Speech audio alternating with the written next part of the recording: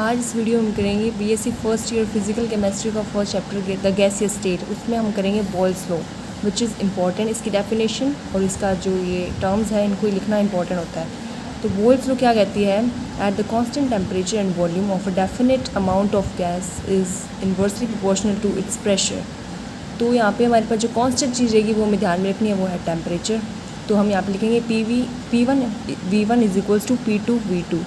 Temperature यहाँ पे constant है, ये ध्यान रखना है। और इसकी ट्रिक ये है कि बॉयल्स लॉ, इसकी ट्रिक हम सिंपली बनाएंगे कि बॉयल्स, कोई चीज़ को इसको हम रिलेट करें किसी वर्ड से तो वो हो सकता है बॉयल, उबालना, या फिर ऐसे ना बॉयल्स लॉ, फिर बॉयल उबालना और उसे कोई टेम्परेचर पे उबालना, मतलब ऐसे प्रेशर, उसमें हम कोई टेम्परेचर लगा रहे हैं, मतलब उबलती है कोई चीज़, उसका कोई टेम्परेचर तो होता ही है।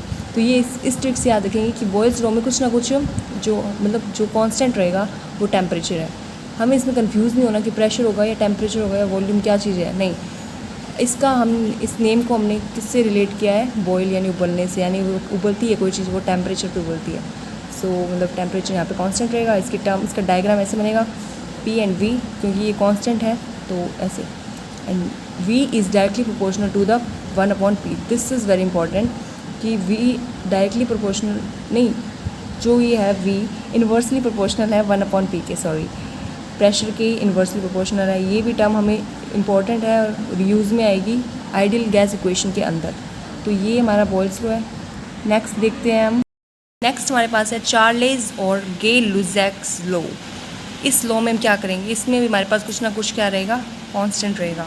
तो इसमें हमारे पास जो कांस्टेंट रहेगा वो होगा प्रेशर। टेम्परेचर हमने बॉयल्स लॉ में किया था कांस्टेंट, यहाँ पे प्रेशर है जो वो रहेगा कांस्टेंट। तो इसकी डेफिनेशन हम लिख देंगे, अपनी लैंग्वेज में लिख सकते हैं।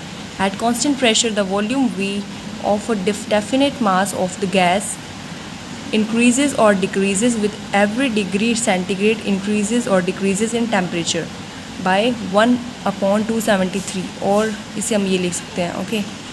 इस लॉ में ध्यान में रखने की चीज़ सिर्फ यही है कि इसमें जो कांस्टेंट है वो क्या है, प्रेशर है। हमें याद रहेगा कि टेम्परेचर तो केवल बॉयल्स लॉ में होगा, प्रेशर कांस्टेंट यहाँ पे होगा, ठीक है।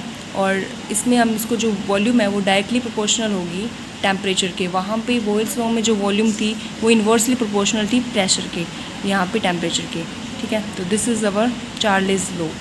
थर्ड हमारे पास यहाँ है एवोगैड्रोज लॉ, विच इज़ इतनी, मतलब ये इतनी कॉमन है कि हम उसे पहले भी पढ़ के आ चुके हैं पहले की क्लासेस में। एवोगैड्रोज नंबर होता है जो Na से डिनोट करते थे हम। अब यहाँ पे इस लॉ का क्या मतलब है, यहाँ पे ये इतनी फेमस है, मतलब आप खुद ही सोच लो, इसमें जो कांस्टेंट होंगे वो दो होंगे, temperature and pressure. Boyle's law में टेम्परेचर और उसमें प्रेशर था, एंड यहाँ पे होगा constant temperature and pressure both. और इसको हम कैसे लिखेंगे कि इसमें कांस्टेंट हमारे पास प्रेशर एंड टेम्परेचर दोनों है, और जो वॉल्यूम VA है वो हमारी VB के इक्वल होगी, Na is equals to NB। N यहाँ पे क्या है हमारे पास, देखो नंबर ऑफ मोल्स है, तो जो वॉल्यूम है यहाँ पे डायरेक्टली प्रोपोर्शनल होगी नंबर ऑफ मोल्स के।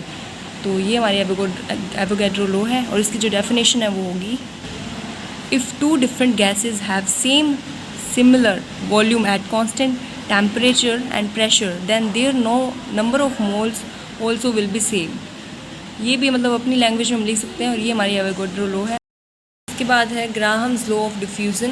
Eight constant temperature and pressure the rate of diffusion of gas is inversely proportional to the square root of its density. यहाँ पे जो हमारे पास R है वो डायरेक्टली नहीं, इन्वर्सली प्रोपोर्शनल होगा 1/D रेट ऑफ डिफ्यूज़न। अब यहाँ पे देखो दो गैसेज हैं जो हमारे पास कांस्टेंट है at pressure and temperature, constant pressure temperature पे दो गैसेज है। तो R1/R2 को हम लिख सकते हैं √D2/D1, एंड V2/V1 को लिखेंगे √M1/M2। हैंस तो हमें इससे क्या मिलेगा कि जो D है वो हमारा डायरेक्टली प्रोपोर्शनल है M के। This is our Graham's law of diffusion. इस वीडियो में हमने तीनों लॉ को देखा और उनकी लिखने के स्टाइल को भी मैंने लिख लिया। जो BSc में हम ऐसे लिखेंगे, नोट्स बनाएंगे तो एग्ज़ाम में बहुत ज़्यादा काम आएगा। Okay, thank you so much for this video. अगर पसंद आए तो प्लीज़ लाइक करना and subscribe to my channel.